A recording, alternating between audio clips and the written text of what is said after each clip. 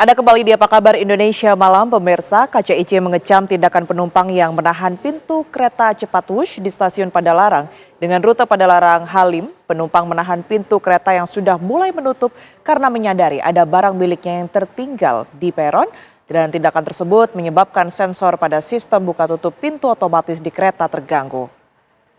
Dari rekaman CCTV terlihat seorang penumpang ini berupaya untuk menahan pintu kereta cepat Wush di stasiun Padalarang.